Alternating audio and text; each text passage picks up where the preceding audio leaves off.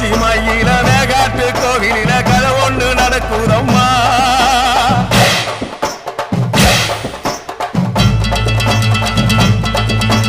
காட்டுப்புலி ஒண்ணு காயம் பட்டு போச்சே காரணம் யார் சொல்லம்மா.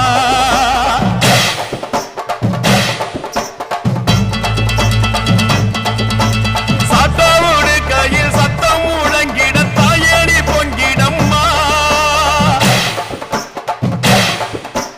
சாத்தோடு கையில் சத்தம் முழங்கிட தாயடி பொங்கிடம்மா. சூளக்காளியே அத்தா தாயே, சூளக்காளியே அத்தா தாயே. மேற்கச்சி